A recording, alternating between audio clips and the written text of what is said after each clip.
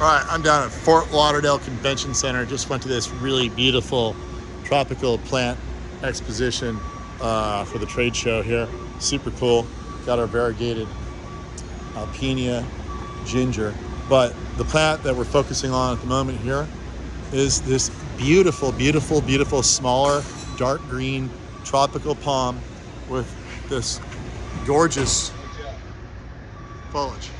And it's you're probably wondering, what is this plant? You don't see it too often. I haven't seen any this big, and certainly not planted in repetition on any landscapes. Have you seen this plant planted anywhere before? No, I haven't. No, Ricardo hasn't. He's the guy that would know. And so you're wondering, what is this plant? Well, this is Syagrus schizophylla. And if you know what Syagrus is, you know that Syagrus romanzophianum is the common queen palm we saw lots of in California. Except this one is much more beautiful, dark green. It has a skinnier trunk. You get some interesting black in here, which is nice. And look how small the trunk is, very small. It has an upright oriented leaf petiole pattern left on the trunk. Ultimately, it does self-clean itself. And so you're like, okay, Gary, that's all good and all, but you don't have those for sale at the nursery, do you? No, I don't. I do not. Sorry about the background noise. There did some construction here. It's just the way it is. That's how the world works. But yeah, no, we don't have this one at the nursery. But guess what? We have a hybrid. Coconut queen? Coconut queen, baby. We got the coconut queen. What is the coconut queen? The coconut queen is a hybrid, halfway genetics between this very plant here and the queen palm itself.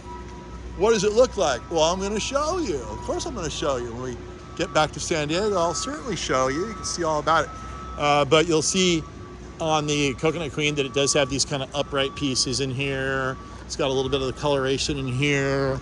It's not as fat as a queen palm would be. You look at the density of foliage this plant has when compared to a queen palm. Well, the hybrid has a much more dense crown than a typical queen palm.